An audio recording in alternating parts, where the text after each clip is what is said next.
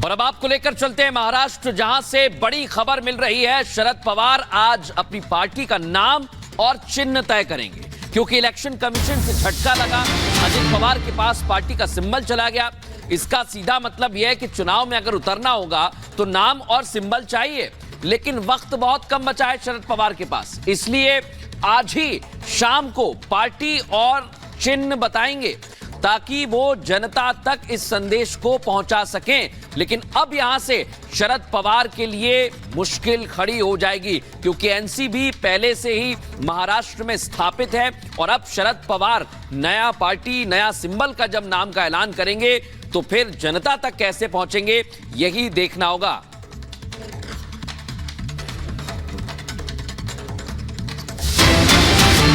और इसी बीच बड़ी खबर आपको बता दें, इलेक्शन कमीशन के फैसले पर बोली है सुप्रिया सुले। ये बड़ी जानकारी, उनका कहना है कि दोपहर 3 बजे तक हम जवाब देंगे, हम सुप्रीम कोर्ट जरूर जाएंगे। एक बड़ा झटका लगा है सुप्रिया सुले को, शरद पवार को, जिनका कहना है कि हम 3 बजे तक सुप्रीम कोर्ट जाएंगे। हालांकि 4 बजे तक का समय इलेक्शन कमीशन की तरफ से दिया गया है।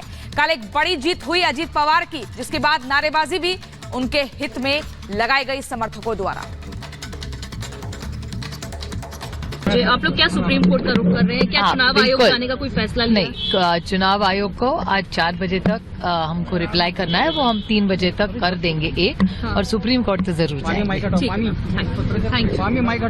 नेम और सिंबल को लेकर के क्या डिसीजन कुछ बन पाया? We have not made any decision. तो सुप्रिया सुले ने साफ कर दिया है कि दोपहर 3 बजे तक सुप्रीम कोर्ट का वो रुख करेंगे। तो दूसरी तरफ ये भी आपको बता दें कि एक तरफ सुप्रिया सुले सुप्रीम कोर्ट का रुख करने की बात करें, यानी कि शरद पवार गुट, तो दूसरी तरफ अजीत पवार गुट पहले ही सुप्रीम कोर्ट पहुंच गया है और केवीएट उन्होंने दाखिल की है।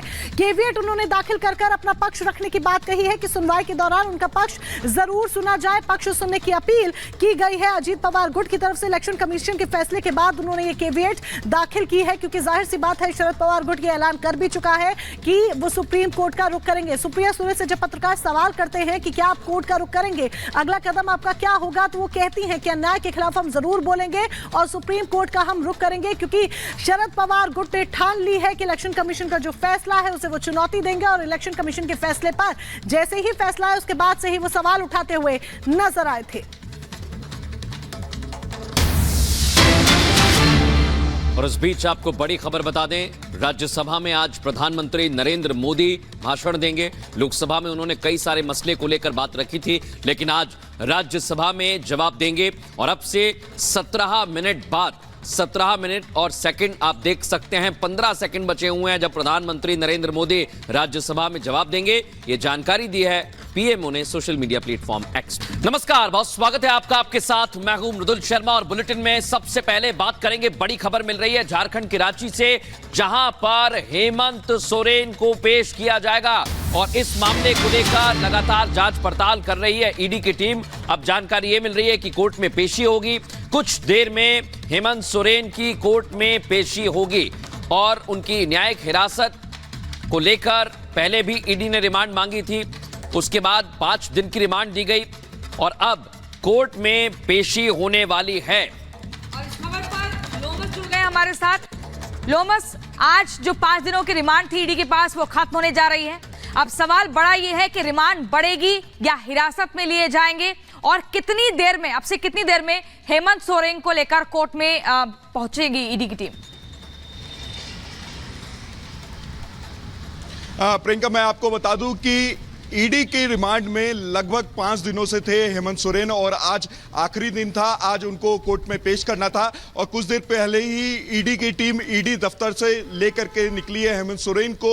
और हेमंत सोरेन के चेहरे पे काफी मायूसी छाई हुई थी। आपने पहले दिन देखा किस तरीके से वो हाथ हिला करके जो लोग उनसे मिलने के लिए आए थे, कहीं ना कहीं उनको इशारा देने की उनको कोशिश की जा रही थी, लेकिन आज उनके चेहरे पे मायूसी छाई हुई थी। आपने कल की पूछताछ देखी होगी किस तरीके से हेमंत सोरेन के जो करीबी विनोद सिंह को भी बुलाया गया था ईडी दफ्तर, और साथ ही जो एक निजी अमीन है उनको भी बुलाया गया था और उनके द्वारा जिस तरीके से जानकारी दी गई उसके बाद फिर से हेमंत सोरेन से पूछताछ की गई और हेमंत सोरेन के आमने सामने बैठा करके तमाम रेवेन्यू ऑफिसर हो, जो अमीन हो, निजी अमीन हो, उनको आमने सामने बैठा करके कल की पूछताछ हुई थी। पूछताछ में कई जानकारियां ईडी के सामने निकल के सामने आई है और देखने वाली बात होगी क्योंकि आज ईडी के द्वारा हेमंत सोरेन को फिर से कोर्ट में पेश किया जाएगा। हालांकि ये 5 दिनों का रिमांड अब खत्म हो चुका है, लेकिन ईडी कोर्ट में ये डिमांड रख सकती है कि उनको ये रिमांड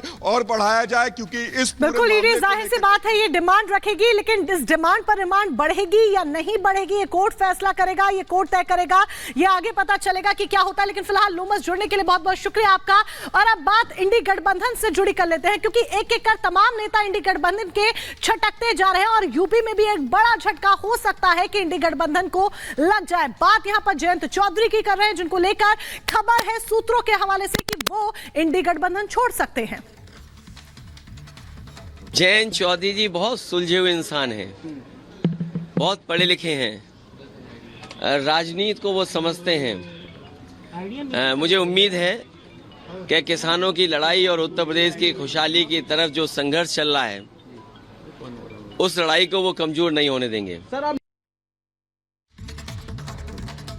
जयंत चौधरी जी बहुत सुलझे हुए इंसान हैं, बहुत पढ़े लिखे हैं, राजनीति को वो समझते हैं। मुझे उम्मीद है कि किसानों की लड़ाई और उत्तर प्रदेश की खुशहाली की तरफ जो संघर्ष चल रहा है उस लड़ाई को वो कमजोर नहीं होने देंगे।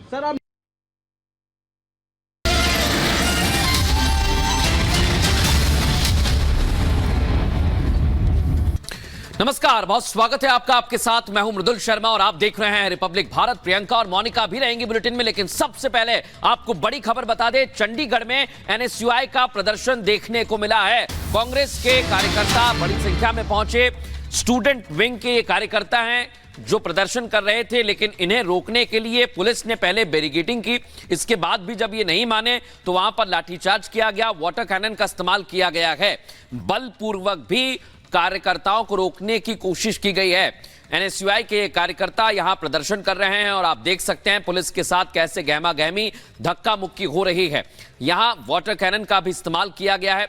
बड़ी संख्या में एनएसयूआई के कार्यकर्ता पहुंच गए थे और बड़ी संख्या में जब उपस्थित हुए, प्रदर्शन किए गए, नारेबाजी की, तो स्थिति को देखते हुए पुलिस ने रोकने की कोशिश की, लेकिन जब नहीं माने तो लाठीचार्ज किया गया, वाटर कैनन का भी इस्तेमाल किया है। बिल्कुल ये तस्वीरें हम आपको दिखा रहे हैं। ये देखिए प्रदर्शन की तस्वीरें आपको दिखा रहे हैं कि किस तरीके से चंडीगढ़ में एनएसयूआई ने प्रदर्शन किया और उसके बाद कैसे पुलिस ने उन्हें खदेड़ने का काम किया है क्योंकि वो वहां से हटने को राजी नहीं थे, बात मानने को राजी नहीं थे। ऐसे में मजबूरन पुलिस को वाटर कैनन का इस्तेमाल करना पड़ा, लाठीचार्ज करना पड़ा, जिसकी तस्वीरें हम आपको दिखा रहे हैं। तो ये 2 तस्वीरें आप देख रहे हैं। एक तरफ एनएसयूआई का प्रदर्शन की ये तस्वीरें जहां पर नारेबाजी करते हुए पुलिस से भिड़ते हुए वो नजर आ रहे हैं और दूसरी तरफ बाद में जब पुलिस ने इस पूरी कार्रवाई को अंजाम दिया तो उसकी तस्वीर भी आपके सामने है कि किस तरीके से वाटर कैनन का इस्तेमाल होता है खदेड़ने के लिए और लाठीचार्ज भी किया जाता है।